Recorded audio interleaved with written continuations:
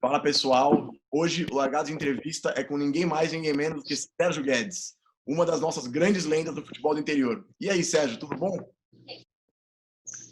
Tudo bem, tudo bem. Grande abraço a vocês, um prazer estar conversando com vocês, um abraço aos participantes, estou à disposição de vocês. Maravilha, prazer é todo nosso. Bom, vamos começar já falando um pouco da sua carreira e queria que você contasse um pouco pra gente como é que foi esse começo seu no futebol, lá na Ponte Preta, você que veio de Rio Claro, como é que você foi parar na Ponte Preta, como é que aconteceu? Pois foi, na verdade, um privilégio, né? Porque, à época, a Ponte era o que tinha de melhor em divisão de base e revelava muitos goleiros, né? Eu fui o que acabou substituindo o Carlos. Eu tive um convívio muito legal com ele lá na Ponte, aprendi muito com ele. Então eu tive uma transição muito rápida, eu já cheguei com 18 anos de idade, já cheguei já na expectativa de jogar no junior, né? Eu não tive aquela formação lá embaixo, isso aí já vinha do que hoje não é comum mais, né? No amadorismo dos times do interior forte, jogar aqueles campeonatos regionais amador, aquela briga louca que era. Então eu tive um privilégio, cara. Eu fui meio abençoado de cair no lugar certo, na hora certa, e ter uma projeção muito rápida e com professores, né? Com pessoas que me ajudaram a ter uma ascensão muito rápida na minha carreira. Primeiro, é um prazer estar falando com você, que é uma grande personalidade do futebol interiorano, tanto como jogador, tanto como técnico. E, bom, eu queria saber, você começou a atuar no profissional nos anos 80, quando o futebol interiorano, os times do interior de São Paulo, eles tinham uma força incrível, né? Eles batiam de frente com os times da capital. E eu queria saber se você sabe o motivo dessa falta de força dos times interioranos hoje em dia. Então, porque hoje a gente tem um desnivelamento muito grande entre os times interioranos e os times da capital?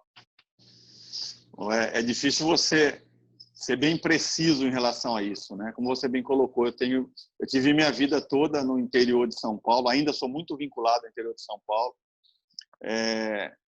Por incrível que possa parecer, eu acho que a lei do passe foi o primeiro passo para que os clubes se enfraquecessem, né? Não acho que o jogador tem que ser refém, mas também não vejo com bons olhos o processo do qual a gente milita nos dias de hoje.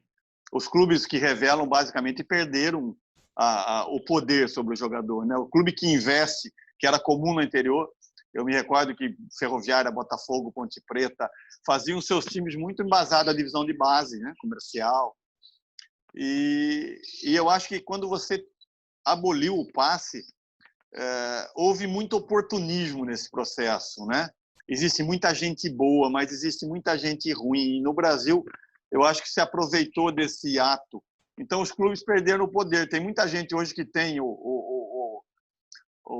a representação do jogador muito maior do que o próprio jogador, né? Você vincula um atleta, antes de profissionalizá-lo, você vincula o cara na divisão de base e você acaba, de uma certa forma, perdendo o controle, porque ele vai se projetando, aí vai se exigindo muita coisa, o clube não tem aporte, existe muito interesse comercial nesse processo, o mercado exterior cresceu bastante, então surgiu os negociadores, né? As pessoas as quais querem fazer os negócios acontecerem de uma forma muito rápida. Então eu entendo que esse processo do passe ainda não foi muito digerido e não é muito bem administrado pelos nossos dirigentes, né? Que são amadores, são torcedores e participaram disso, né? Antigamente era abnegado, os caras ajudavam, hoje não, hoje todo mundo participa. Então entra caráter, entra moral, entra uma série de coisas que eu acho que dá margem para que você de verdade tire a qualidade e a paciência que era antigamente tranquila em relação a você chegar a jogar no time principal, né? Foi o meu sonho jogar na Ponte Preta, é onde eu queria jogar. Eu não queria jogar no Real Madrid como os caras querem hoje. Então as coisas vão acontecendo muito ao natural. O processo qualitativo, ele vai, por si só, ele vai se encaixando. Mas hoje é pressa para tudo, é o cara que não sabe jogar, é o investidor que chega e quer pôr o cara para trabalhar, ele não sabe. Enfim, se inverteu-se muitos valores, mas talvez a razão principal da qual a gente não soube se adaptar foi o enfraquecimento dos clubes em terem deter o jogador de verdade como era no seu início.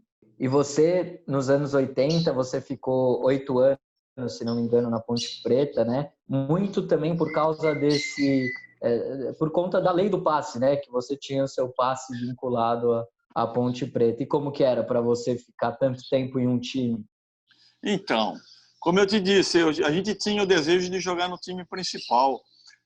E quando você começa a se projetar, começa a vir os interesses, né? Eu sempre, desse processo meu na Ponte Preta, todo ano vinha os clubes querendo me contratar.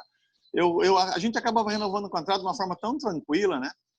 Que esse desejo monetário, ele era menor, ele era mais contido. E eu me sentia feliz, realizado, eu era bem pago para fazer. É evidente que em um outro patamar, nos dias de hoje, são completamente diferentes os números, né? O interior enfraqueceu e os grandes clubes se valorizaram demais. Então foi natural, cara. Eu tinha o desejo e eu, de uma certa forma, também tive, entre aspas, posso ter sido prejudicado, porque a Ponte simplesmente falava, não vou negociar, vencia o contrato, a gente ficava sem contrato até renovar, não havia pressa, o clube colocava um número ali, você tinha que se adequar a ele, né? Acabava sempre se chegando num consenso, mas você de verdade era meio refém. Mas a partir do momento que a coisa se inverteu, hoje eu acho que os clubes são reféns, né? Você faz um contrato de 5 anos num clube de futebol, se você quiser ir embora, o cara chega lá e fala, não quero mais jogar, e tem que ir embora. E se você quer tirar, o cara fala, eu quero receber meus anos de contrato. Então, o clube inverteu-se um pouco o processo, tá? Eu acho que essas coisas poderiam ser revistas, porque isso de verdade enfraqueceu muito os clubes e de uma certa forma, uma certa liberdade para o atleta, né? E a ingratidão que existe no futebol, né? O cara, ele esquece muito rápido as pessoas que ajudaram, né? Que tiveram do seu lado. Então, é um jogo de interesse muito grande. Meu pai foi me ver jogar no time principal da Ponte. Hoje os pais vão brigar com o cara jogando sub-9. Eles vão no alambrado brigar com o treinador, com todo mundo. Então, existe de verdade uma inversão de valores, uma pressa, e que isso nunca foi, não está sendo, e não vejo perspectiva de melhora, pelo menos num curto espaço de tempo, nesse jogo de interesse, né? Que acabou dominando o nosso futebol e desqualificando, porque não existe paciência, é pressa para tudo e queima-se etapa, perde-se momentos, enfim, eu acho que as coisas poderiam ser revistas. A gente faz isso quando dirige os times do interior, eu tenho esse compromisso, essa conduta de priorizar a entidade, de fazer com que o clube esteja na frente dos nossos interesses e que a gente consiga formar pessoas capazes de fazerem as coisas serem bem conduzidas. Mas isso ainda é possível, isso é possível fazer, mas se você não está muito engajado, se você não tem respaldo para isso, você acaba se incomodando. Então, você acha que uma solução para esse problema, né, que hoje a gente tem, que os times ficam muito reféns dos negociadores e antes os jogadores eram os reféns dos times, você acha que uma solução para isso partiria diretamente daqueles que fazem o futebol, né? Então, o técnico ou o próprio jogador conscientizar melhor qual é a função dele ali, seria mais ou menos nessa linha? Estabelecer regras, né? Estabelecer regras. Eu acho que o clube formador hoje, ele não tem muita proteção, né? Enquanto você não profissionaliza o jogador, você não tem garantia de nada. Para você ser clube formador, é um monte de quesitos, obviamente necessários, mas existe uma burocracia, um dificultador em relação a isso.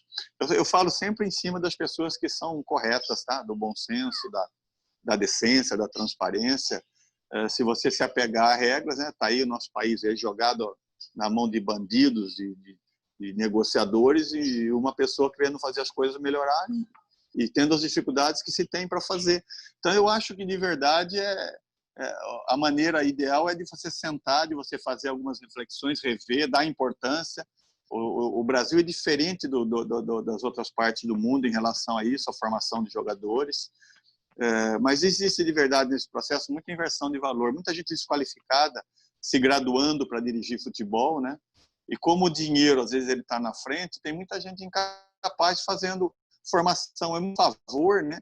é sobrinho, é parente, não é só para jogar, não, é para dirigir também. Então, o dirigente não tem muita noção para avaliar isso. É muito cargo, é muita função e muito pouca capacidade e competência nesse processo.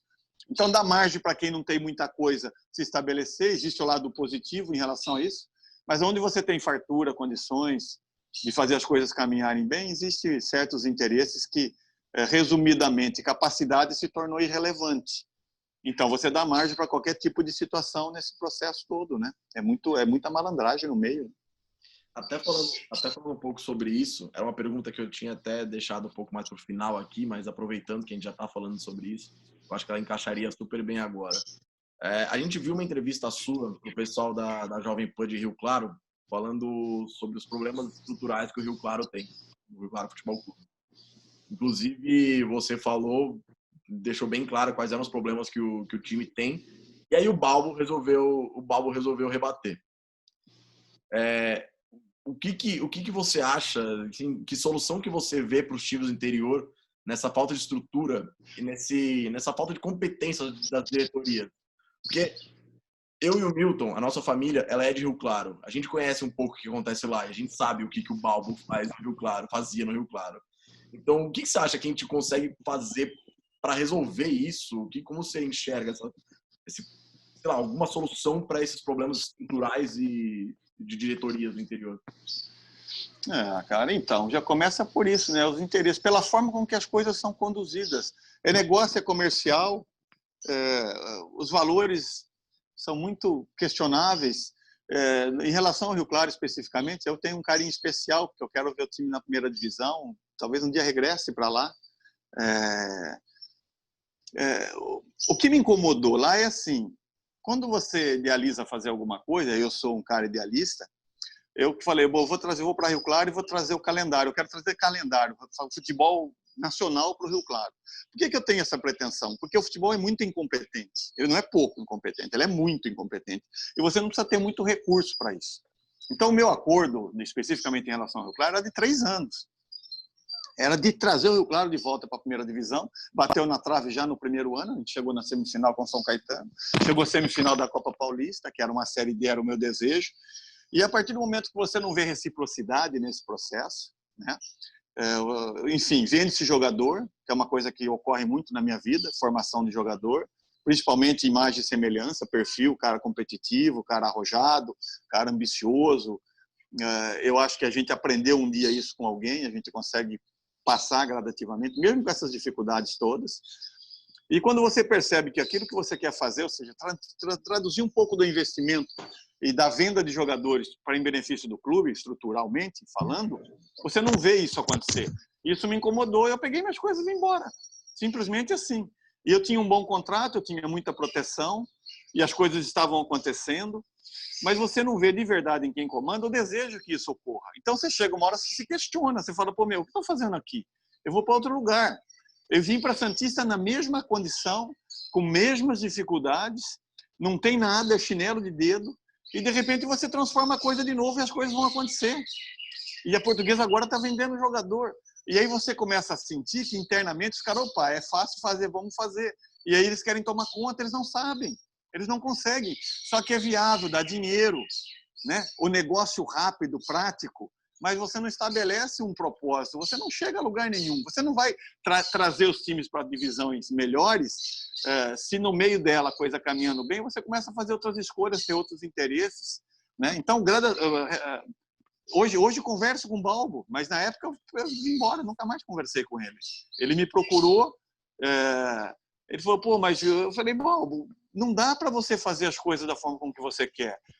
Tem limites, o negócio vai vir no momento certo. Vamos trazer o time para a divisão principal, vamos fazer as coisas acontecerem, no momento certo as coisas vão acontecer. Mas ele ouve tantas outras coisas de outras pessoas que têm outros interesses, que o cara começa a se questionar. E ele está querendo ganhar dinheiro, a verdade é essa, o propósito é esse. Eu quero mais do que isso. Primeiro eu quero fazer uma história, primeiro eu quero criar relação, eu quero fazer a coisa acontecer. E quando eu começo a sentir que há resistência em relação a isso, aí é jogo de poder, e o poder meu é dentro do campo. Fora não tenho essa preocupação. Então é isso que cria as dificuldades para as equipes serem bem-sucedidas. Eu converso com muita gente do futebol. Esse agora termina terminou meu vínculo aqui com a Portuguesa, eu já tenho um monte de convite de clubes que têm orçamento bom, porque até então sempre é aquela assim, dá para o Sérgio que o Sérgio faz a coisa funcionar.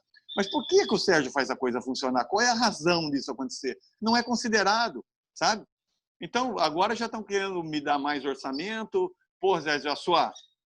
É que nem aquele filme Moneyball, né? O Homem que Mudou o Jogo. A gente consegue fazer as coisas com muito pouco, porque o futebol é muito incompetente, senão isso seria inviável, impossível. Então, quando você começa... Eu ponho a entidade acima de tudo. Não importa. Para mim, a entidade é primeiro patamar. E nós somos subordinados a fazer as coisas acontecer. Então, a entidade acaba sendo vítima. Ou ela se qualifica em relação às pessoas, ou ela se deteriora em relação às mesmas pessoas. Então, esse é o sentimento que eu tenho, a maneira pela qual eu acho que o futebol brasileiro, especificamente, funciona melhor, por causa desse jogo de interesses, por causa dessa incompetência, por uma série de coisas que a gente, de verdade, começa a se incomodar e se questionar. E quando eu olho para o espelho e falo, Sérgio, o que você quer não é mais possível, muito obrigado, vou para outro lugar, vou construir outra coisa, se possível, onde a gente possa ter autonomia, pelo menos dentro do campo, que também não é mais comum isso, para fazer as coisas acontecerem. E aí, quando eu abro o meu jogo de cartas, eu tenho muita opção para fazer a coisa andar. Não importa o custo, as pessoas vêm comigo e você tem os resultados de campo. Talvez eu tive no Rio Claro, na Santista, a pior estrutura da competição. E é time que é cotado para jogar acesso. Ué, peraí, a coisa não bate. Não, é porque as pessoas das quais eu escolho são mais comprometidas, se dedicam mais, né?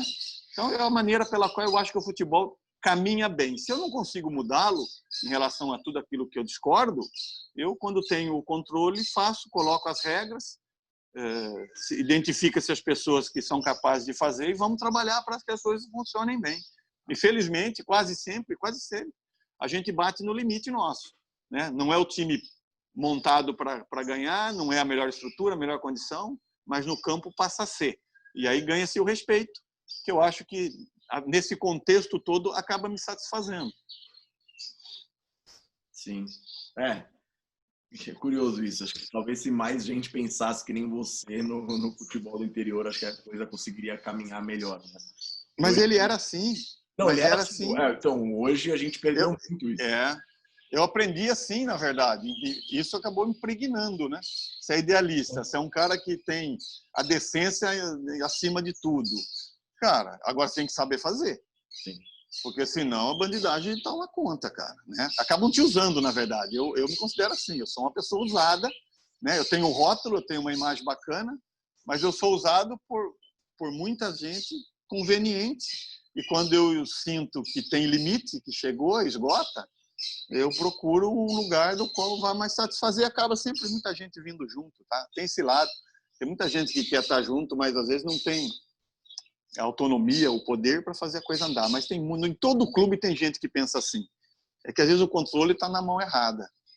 Nessa questão de interesses, a gente tem um problema atual muito grande com o Botafogo de Ribeirão Preto, né? Porque entrou um cara lá, que é o cara do dinheiro, que é o Adalberto Batista, que é um cara que vem do futebol, porque ele já trabalhou no São Paulo há muito tempo, mas ele tá lá só pelos interesses dele. Tá tendo muito problema no Botafogo em relação a isso. Um time que tem história, que tem imprensa cobrando em cima, que tem torcida enorme, mas estão apanhando na mão de gente que só foi falar por interesse. Então, eu não vou julgar esse processo, a gente ouve algumas situações, mas aí é que tá, né? O cara chega lá e dá a carteirada dele, pronto, e acabou. E as consequências, né? E depois, eu vou te contar uma história do Botafogo. Acho que eu nunca contei isso para ninguém, eu vou contar para vocês.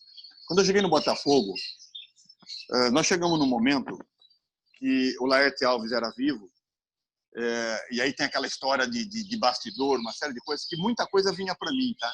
Muita coisa acabava vindo. Eu falava, não faça isso, porque não vai chegar a lugar nenhum, ou faça aquilo. Chegou um momento que deu uma afogada. Não eram salários altos e tinha uma premiação relativa boa no momento. Eram 3 turnos na época. E o Laerte me chamou, ele falou, Sérgio, afoguei. Eu falei, presidente, agora que nós estamos subindo, não deixa isso acontecer. Segura o prêmio que a gente segura o resto. Eu seguro o time para você. Mas a premiação não. Tinha 3 ou 4 jogadores com salário bom e os demais eram quase a premiação. E aí o Galinho, que era o supervisor aí, ele me chamou, eu tinha um dinheiro para receber do Botafogo, tá? Tava pendência. E ele me chamou, ele falou: Sérgio, é o seguinte, cara, tem um jogo, tem o clássico domingo aqui, Santos e Corinthians, e tem o aluguel do estádio, vão te pagar. Eu falei, tá bom, beleza, tá tudo certo. Aí ele me chamou na segunda-feira, falou: Sérgio, tá aqui, mas o salário não vai sair. Eu falei: Galinho, então vamos fazer assim, paga os caras. Paga os caras. E a gente já subiu o time. E isso acabou ocorrendo. E tinha algumas pessoas na época no Botafogo que são dessa natureza da qual eu acho importante, enxergou esse fato e jogou no elenco. Falou: ó, eu nunca vi isso no futebol, cara. O goleiro segurou o salário. O goleiro pagou a conta. A partir desse momento, eu tive o controle do respeito total. Eu já tinha mais ou menos do elenco, mas foi total, né? E a gente acabou subindo de divisão, cara. Quem faz isso hoje? Eu recebo o meu e dane-se o resto, cara. Se vira. Então, tem certas coisas que ocorrem no futebol, e cai no exemplo que você deu aí em relação ao Botafogo, que antigamente era o dirigente apaixonado que ele vendia o patrimônio dele para fazer a coisa andar. Hoje não, hoje o cara entra no futebol para lucrar e ele não sabe como, tempo no momento certo, na hora certa. Ele quer mandar. Desagradou, descarta. Calma, senta, vamos conversar. O futebol precisa encontrar o melhor caminho. A entidade é representada por pessoas, ela não anda por si só. Agora você sai para um cenário maior, aí vem os professores da bola, né? É todo mundo entendido. Ninguém é entendido nada. É muito pouca gente no Brasil entendida de futebol, cara. Eles são entendidos de truque, de negócios e temporários, né? Porque eles duram pouco, né? Eles levam o time de um título à última divisão muito rápido. E aí abandonam, some e deixa para aqueles da raiz, aqueles que têm raiz, aqueles reconstruir, que é o que ocorre frequentemente, principalmente no interior de São Paulo, né? Eu acho muito simples quando existem pessoas de bom senso, inteligentes, com boa observação, e não precisa ter jogado para isso. Eu não acho que é uma regra, eu acho que facilita o cara que jogou, ele consegue detectar certas coisas mais rápidas, mas às vezes um cara que é teórico, é muito observador, é um estudioso, ele coloca coisas pertinentes, ele consegue acrescentar alguma coisa, e hoje você não consegue mais fugir disso, está todo mundo inteirado nesse processo.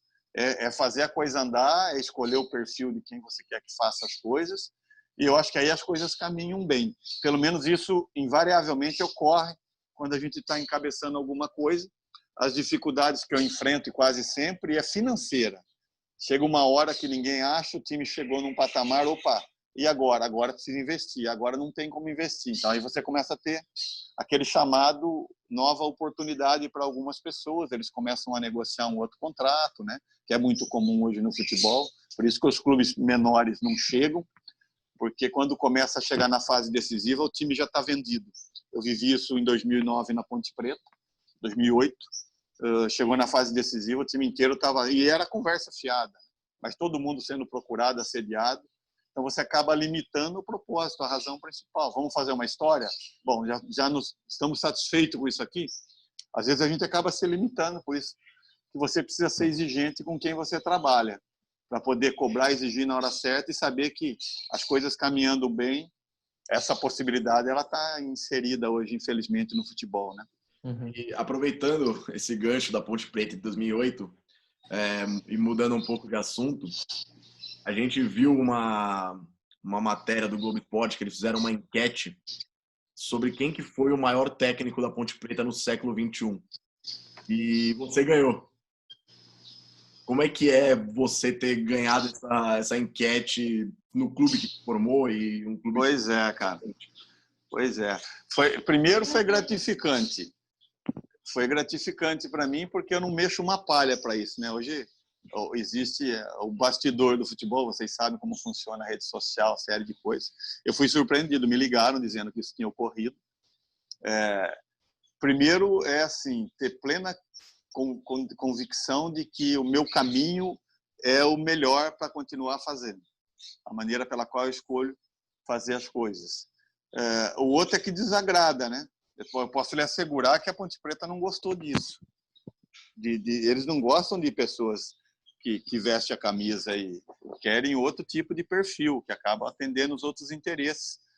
Eu lamento por esse lado, mas fico muito feliz e orgulhoso, porque o sentimento que eu tenho em relação à Ponte Preta é exatamente esse, né?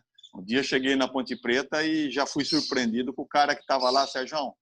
O cara me chamou de alemão, estava sentado na porta do estádio, o cara me chamou e falou: você joga aí?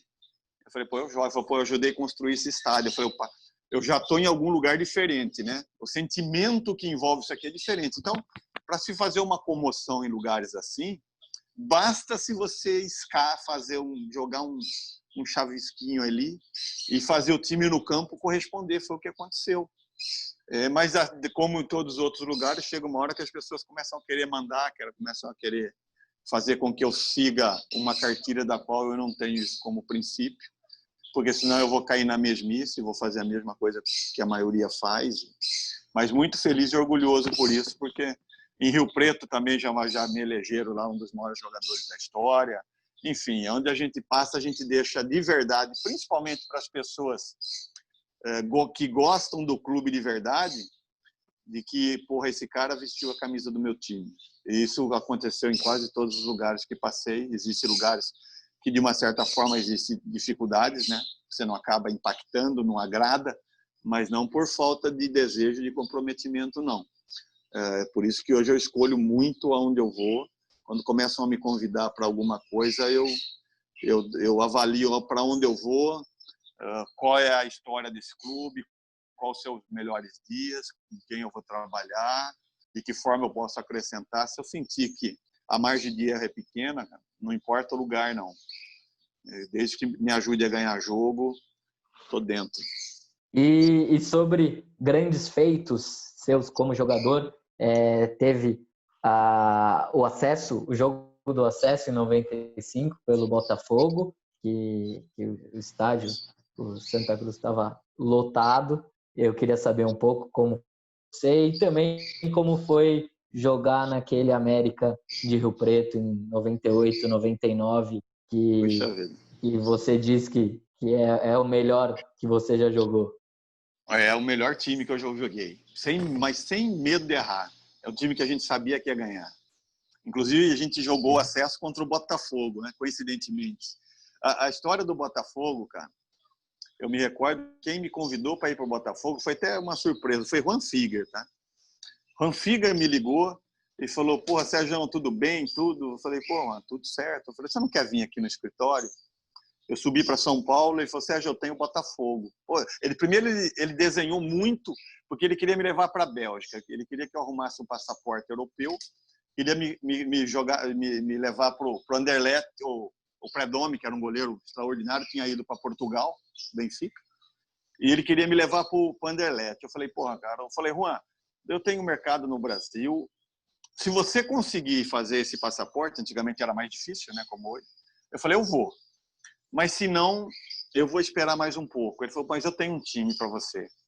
Eu falei: que time? Pô, mas então... Eu falei: Juan, se é um bom time ou não, eu vou te falar, cara. Ele falou: o Botafogo, que está com problema no gol. Eu falei: eu vou para o Botafogo. Pode acertar que eu vou para o Botafogo. Ele falou: então você vai para o Botafogo e a condição é essa. Eu falei: tá tudo certo, vamos embora. Cara, quando eu cheguei no Botafogo, existia um time muito experiente, muita gente boa. E por circunstâncias ou não, esse time experiente foi se lesionando. Ele foi por 40 e poucos jogos. Eu me recordo que aí começou a surgir Gustavo, Cocito, o Lucas veio depois, Japinha, muito garoto começou a ganhar oportunidade já, e eles começaram a encaixar, cara. Tinham uma atitude, o Botafogo sempre teve uma base muito boa, muito sólida, e os meninos começaram a comprar ideia, cara. Porra, jogavam, não tinha, antigamente era muito difícil, você chegava com bomba, com pedrada, né? A molecada não afinava, não. E a gente começou a brigar na parte de cima da tabela, e mesmo com a lesão dos jogadores mais experientes, que faziam falta, evidente que sim. Eu me recordo que no jogo do acesso estava eu no gol, o Edson Abobrão de volante, o Fernandão um zagueiro e o Ronaldo centroavante. Eu acho que os demais eram todos garotos. da base, quase todos os garotos da base. E quando a gente chegou no estádio, foi uma coisa muito marcante para mim isso. Primeiro que o Botafogo fez antes do vestiário, declaração de familiar e foi muita comoção. E isso me incomodou. Eu falei, cara, o tiro vai dar no pé. O Afrânio Rio era vivo. Eu falei, Afrânio, deixa eu levar os caras para o campo. Deixa eu subir com os caras para o campo. Pô, a hora que a gente chegou no Santa Cruz, acho que não houve uma preparação, não sei, ou surpreendeu todo mundo. Pô, tava dando volta no estádio, a fila para entrar no campo. Eu falei, caramba, não tá normal. A gente chegou no campo, eu entrei no campo, cara, eu me recordo que eu entrei principalmente com a preocupação era com os mais jovens, porque era um jogo que a gente ia vencer. Existia muito bastidor, tem muita história por trás desse momento, tá? Muita coisa. Tinha muita gente com dinheiro na arquibancada, você não tem ideia. Tinha um amigo meu, um dirigente, que tinha uma bolsa com 200 mil reais para dar para São José na arquibancada. E a gente tinha que cuidar disso, para que isso não vazasse, para que a gente cuidasse dos nossos interesses. Eu falei, pessoal, olha o que vocês construíram aqui, meu. Chegou o dia. Nesse dia não pode ter outro.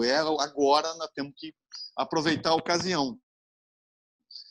E a Record que foi uma loucura. A gente fez 2-0 e depois terminamos apertado. O São José, naquele jogo, lançou o Roque Júnior, que depois jogou na seleção que vocês conhecem, e o Cris, um centroavante. Eles jogaram aquela partida.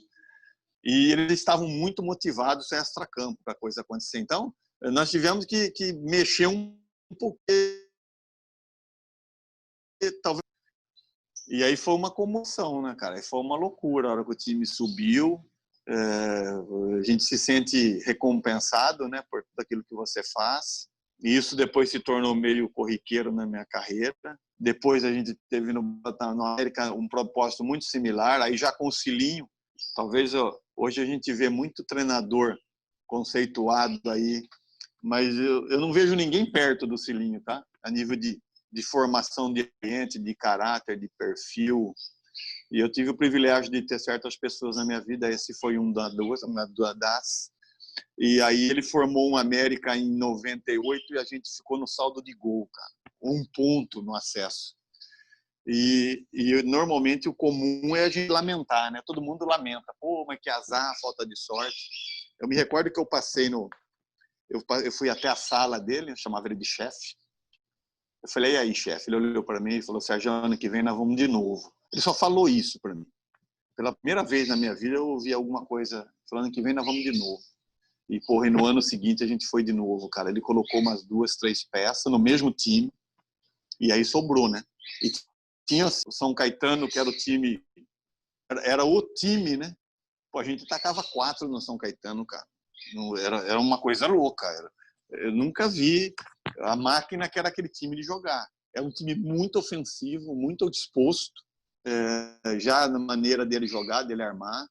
E impressionante. A gente chegava no estádio, a gente olhava e falava, deixa os caras apertar um pouquinho, daqui a pouco a gente ganha. E isso ocorreu na maioria dos jogos, cara. De verdade. O sentimento era esse. Que demais. Vocês não foram campeões invictos, foi quase invicto? Né? A gente perdeu, cara, a gente perdeu a gente já vinha com a invencibilidade de 98. Inclusive o América tem a taça dos invictos da Gazeta Esportiva está em Rio Preto, 31 jogos. Na penúltima rodada a gente perdeu em Santo André. Tânia!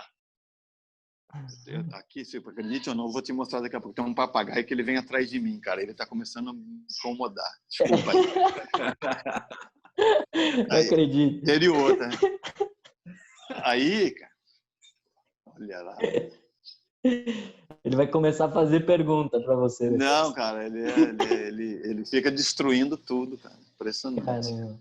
Eu estava fugindo um pouco do assunto que estava falando, desculpa. Não, eu perguntei sobre o título de 99, se vocês tinham sido invictos, né? Que você falou tá. Então, a gente perdeu em Santo André, cara.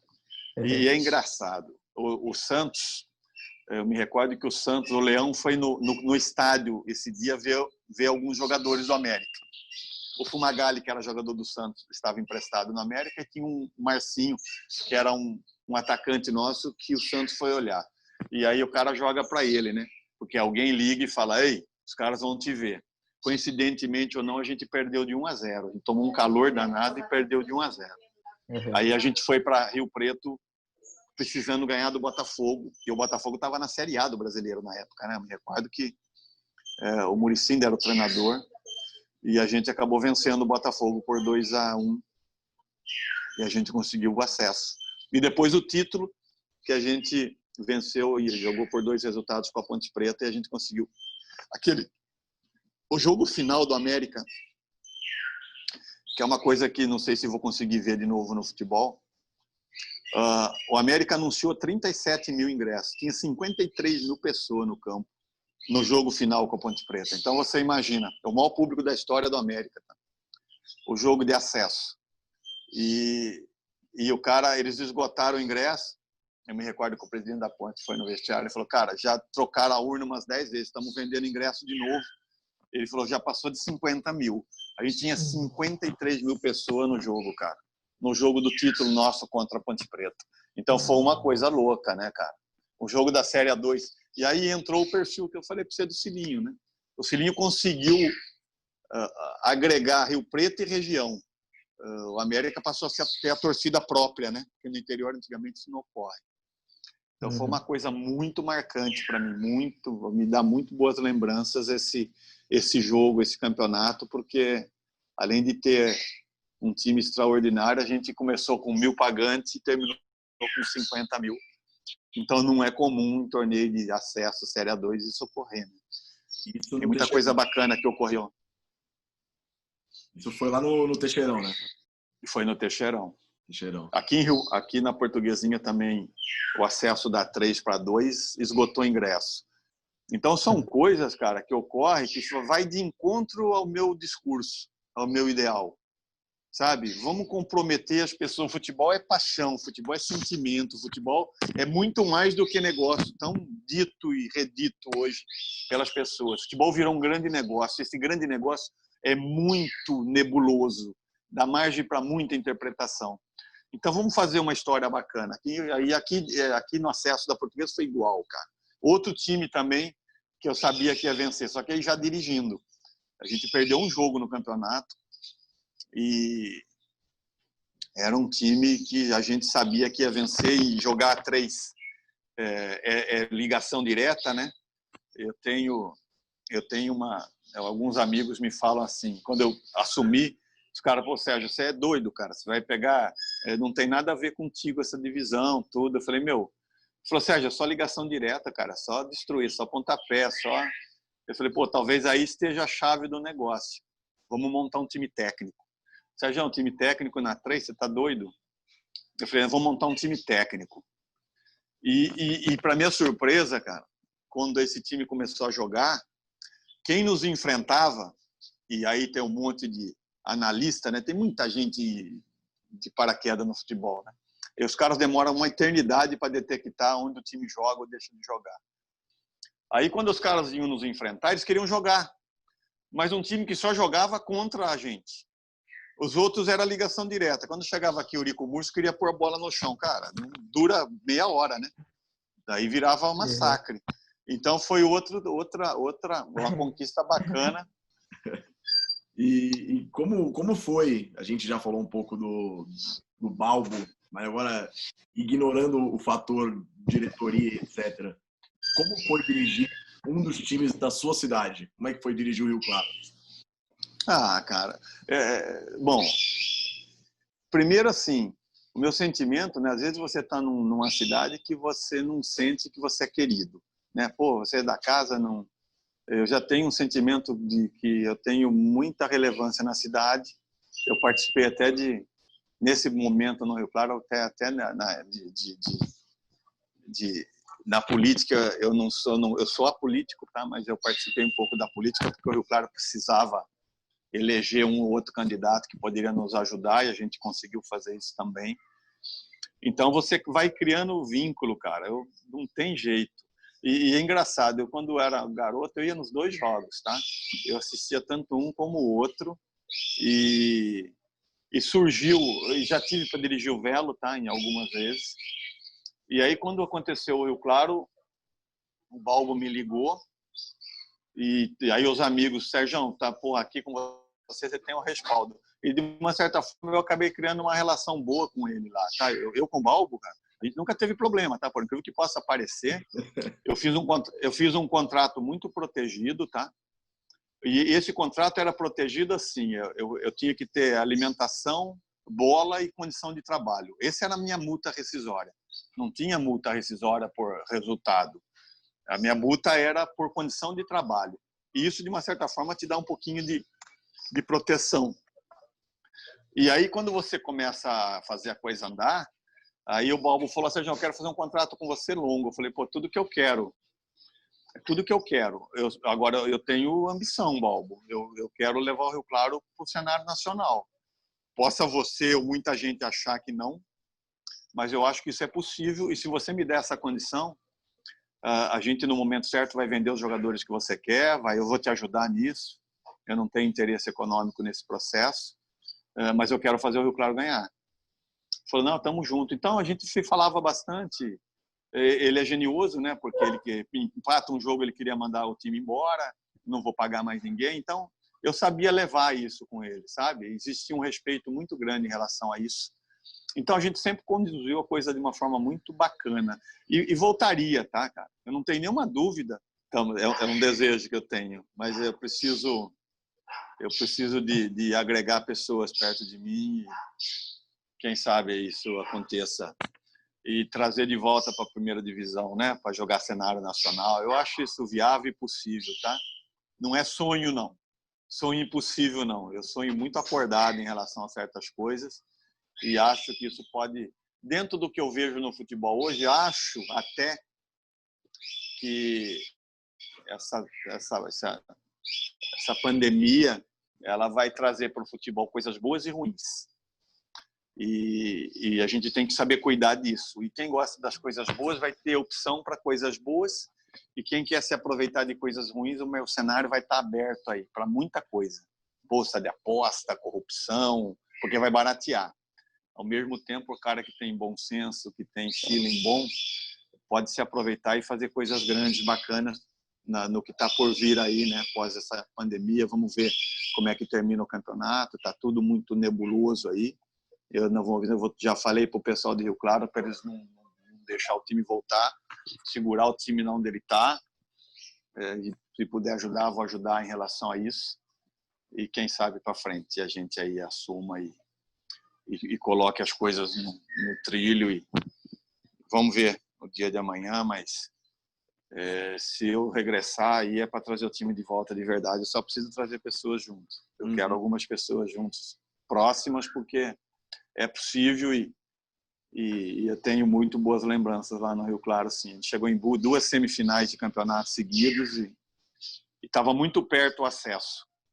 Mas chega uma hora que você tem que fazer uma escolha e acho que a minha não era igual a do Balbo.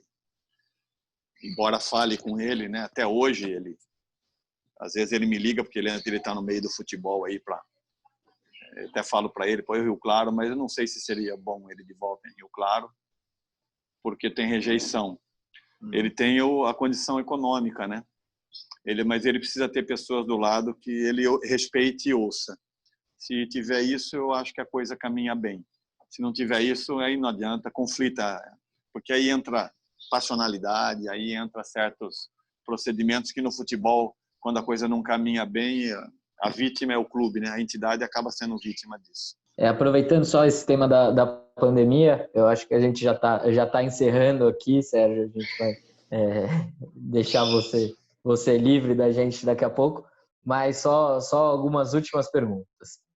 Sobre a pandemia, a gente tem acompanhado, inclusive a gente tem se posicionado bastante nas nossas redes sociais, que lá no começo a federação teria que olhar para os times menores, para os times do interior, principalmente, que tem mais dificuldade com receitas nesse momento e tal. Só que o negócio foi tomando uma proporção tão grande, né? Essa pandemia foi se prolongando tanto que hoje a gente não se posiciona mais de uma forma tão favorável à volta do futebol para esses times menores, né? Porque a gente sabe que voltando um futebol sem renda, sem torcida nos estádios, isso já pode ser muito prejudicial, né? Pode gerar muitas despesas para o time. Até um jogo em casa, quando você tem tantas despesas para pagar do seu estádio, de doping, de funcionários que participam da partida, e você não tem uma renda de torcida, você acaba tendo prejuízo, né? Então, o que você acha hoje que é a melhor alternativa para o futebol? A gente vê a A1 quase voltando nos treinamentos amanhã, né? E A2, A3 e Bzinha esquecidas nesse momento por parte da federação. O que você acha que seria a melhor alternativa para esses times? Pois é, cara, eu tenho um pensamento muito próximo ao teu. Eu vejo assim, jogar sem público é frustrante, ainda mais em interior, né? Eu acho que o atrativo disso seria a proximidade das disputas, né? Uma, 2, 3 rodadas e jogar as fases decisivas, o jogo de acesso. E eu acho que por isso, eu acho que as coisas vão caminhar. E, havendo A1, o campeonato da A1 voltando, eu acho que por consequência A2 e A3 vão vir por trás, tá? Porque a cota principal, o interesse dos grandes clubes é o dinheiro, a televisão quer as 5 datas lá finais da competição e eu acho que eles vão acabar dando a data e aí vai ter orçamento para tudo. Eu acho assim, eu tenho informação de que vários times da A2 e da A3 estão gradativamente voltando também, tá? Já estão fazendo alguns, já estão se pronunciando em relação a certas situações. Acho que as equipes que têm pretensão vão aproveitar esses 30, 40 dias e fazer um investimento para tentar o acesso, para que depois venha com 3 milhões, 4 milhões de orçamento. Eu acho que esse detalhe vai ser muito considerado. Então, algumas equipes vão se mobilizar para tentar o acesso. Se tiver que voltar, eu acho que teria que ser nas regras mesmo da competição, né? Eu, especificamente, não tenho mais vínculo e com certeza trabalharia em alguma equipe nessa fase decisiva, caso o campeonato voltasse, mas o regulamento não permite.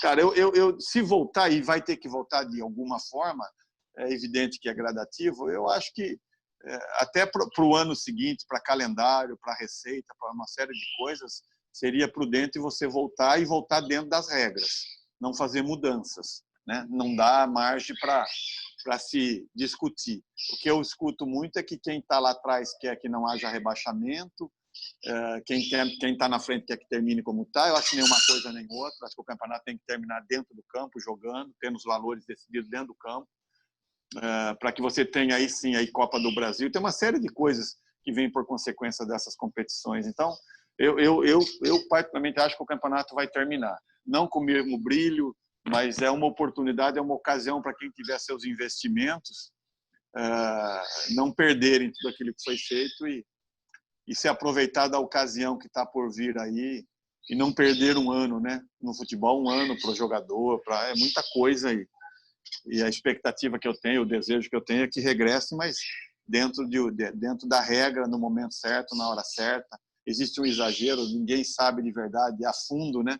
A política tomou conta desse país, então cada um vê os seus interesses, mas eu acho que gradativamente as coisas vão voltar e quando houver garantia, risco nenhum, principalmente a classe das divisões menores, onde é muito carente, é muito pobre, tem muita dificuldade, o processo é muito perigoso no que nós estamos vivendo, mas barateou muito. Aí vem o oportunismo, o dirigente que vai pagar R$1.000 para o cara jogar, o cara vai jogar porque ele precisa jogar, mas não é o que ele precisa. Aí está naquilo que vai dar margem para muita gente entrar de uma forma e de outra dentro desse processo, mas eu gostaria e torço para que termine dentro do campo bem, que vença os times que tiverem mais condições, para que o nosso futebol, principalmente do interior de São Paulo, continue vivo, forte, fortalecido. Eu acho que a Federação Paulista tem olhos para isso, sim, tá? Eu tive lá algumas vezes e sinto no Reinaldo o desejo. E ele se cercou com alguns ex-jogadores, o Mauro, uns caras que têm muito boa índole, né? Muito conceito e estão querendo acrescentar, né? Nessas dificuldades que é do nosso calendário, mas eu torço para que termine sim dentro do campo da melhor maneira possível e que se resolva lá.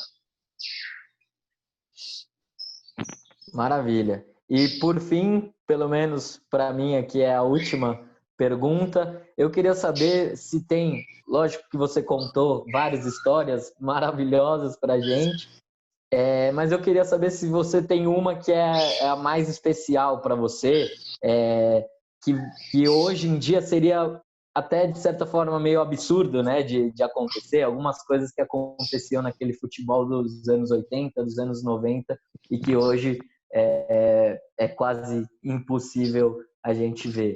Tem alguma história que vem à cabeça aí? Cara, eu tenho, não sei se... Eu tenho situações de jogo. Eu vivi muita coisa no futebol, tá, cara? Porque um dia eu espero até escrever um livro. Eu vi muita coisa boa, muita coisa ruim. Eu, talvez, por ter um pouco mais de esclarecimento, eu tenho formação, tá? Então, muita coisa lá atrás no futebol, eu tinha ciência do que se passava. E, cara, eu tenho lembranças, às vezes nem todas gosto de dizer ou não. Talvez um dia conte isso mais num livro, mas uma coisa bacana, porque está inserido, faz parte do futebol.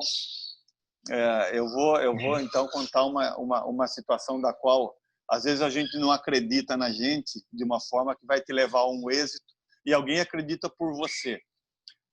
Quando a gente jogou o título do acesso no América de Rio Preto, a semana do jogo contra a Ponte, o Cilinho me tirou de todo tipo de debate. Ele me colocava muito à frente disso. E quando eu chegava na reunião do grupo, na semana, tinha os trabalhos de coletivo na época, né? Ele me tirava, cara. Ele falava, Sérgio, vai lá treinar cruzamento. Cara, e eu, ingenuamente, tá bom, vou treinar cruzamento. E isso foi a semana inteira. E quando o Cilinho decidiu o time que ia jogar em Campinas, ele jogou com um time muito aberto, muito ofensivo. Ele jogou com 3 atacantes, com meias chegando, e a Ponte fazendo estreia de jogadores. A Ponte tinha um time muito bom na época, né, cara? O Mineiro. Aquela época boa da Ponte, que foi finalista do campeonato da Copa do Brasil.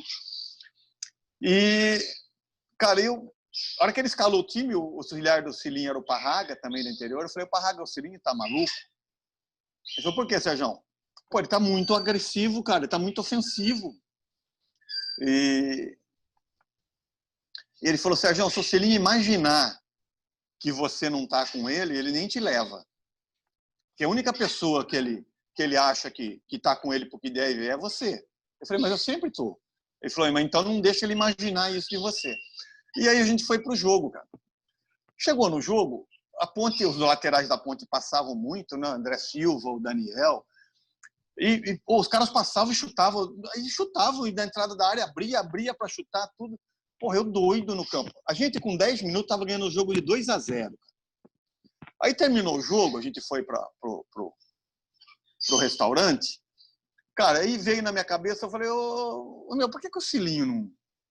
O que o Cilinho falava para vocês na concentração, no campo, que eu não podia ouvir? Ele falou, Sérgio, o Cilinho mandou abrir para deixar chutar em você, cara. Porque os negros não marcam em você de fora da área. Só se você falhar. Então, para você ver que o futebol tem certas coisas que hoje não se dão muita relevância, e a gente lá atrás, né? Eu questionando o cara, eu achando que não era para jogar daquele jeito, e ele abriu o time para que os caras chutassem, e eu tinha uma boa reposição de bola, ele jogou com os extremas. A zaga da Ponte era Ronaldão e Fábio Luciano. Eram jogadores bons, evidente, mas lentos. Então, o que ele fez? Ele usava o Roberto Carlos, um centroavante interior, que jogou no Comercial, vocês devem conhecer, talvez um dos melhores, ou o melhor que eu joguei. E ele falou, Sérgio, é para chutar porque você vai repor a bola nas costas dos laterais e a gente vai ganhar o jogo. E a gente ganhou o jogo de porra, cara. E aí eu falei, puta que pariu. Ele me usou taticamente para o jogo, sem eu saber, sem me falar nada. Ele só falou para os caras, pode abrir para chutar que o cara se vira. Então, são algumas coisas que você passa na vida, cara, que é marcante para você, né? É de uma satisfação muito grande, de confiança muito grande, mas também vi muita coisa ruim, tá, cara? Vi muito resultado, vi bastidor, vi armação de resultado, vi suborno, e um dia eu conto. Mas eu vivi muita coisa, são 22 anos, cara. Vitória de Taça São Paulo. Cara, eu simplesmente abri mão de muito dinheiro, e isso às vezes eu falo para vocês vão ter que me perdoar, para minha família, vocês me perdoem, mas eu agi com o coração. Eu deixei de ganhar muito, não é pouco, muito, porque todo time queria me contratar e eu ficava nos lugares dos quais eu era feliz. Então as minhas escolhas elas sempre foram embasadas e continuam sendo de eu estar no lugar que eu gosto, que eu quero estar e que eu acho que eu possa ser útil. E assim eu sigo, cara. Agora velho eu não vou mudar mais, mas lá atrás eu fazia isso também. E eu gosto de estar, eu gosto de começar e terminar alguma coisa, contar história bacana e Deus me deu a possibilidade de contar muita coisa bacana na minha vida que eu vivi, que eu não vou contar dos outros. Eu tenho muita coisa minha para contar e às vezes surge a ocasião como vocês estão me dando agora e eu agradeço por isso. Imagina, a gente agradece demais essa aula que você deu pra gente sobre a sua visão de como o futebol deveria ser e como as coisas caminham. E, bom, eu acho que por mim a gente acho que já perguntei tudo que queria perguntar aqui. A gente já tomou muito o seu tempo, é 1 hora aqui. Prazerzão, exponha. Ô Milton, tem mais alguma pergunta? Não, eu só queria agradecer esse tempo todo que você trocou essa ideia bem detalhada com a gente, né? E a gente sempre viu você como uma personalidade grande do interior. Então, acho que na sua fala agora isso fica muito mais evidente, o motivo disso, e acho que todo o seu pensamento, todo o seu ideal que você passa para a gente vai muito na linha do que a gente busca aqui com o nosso projeto. Então, só tenho a agradecer a você, muito obrigado por esse tempo todo aí de conversa e grande abraço e sucesso na carreira. Muito obrigado, cara. Foi um prazer, disponha, vocês têm meu contato e abraço a todo mundo e estamos no processo de expectativa, de verdade, né, em todos os sentidos, torcendo para que as coisas caminhem bem, para que não haja perda, tem muita gente sofrendo, muita gente se aproveitando e a conta vem. Na hora certa vem para todo mundo. Boa ou ruim, ela vem. Forte abraço a vocês. Disponham sempre, tá? Foi um prazerzão. Maravilha. Muitíssimo obrigado, Sérgio. Tchau, tchau. Abraço. Abraço. Disponha. Boa.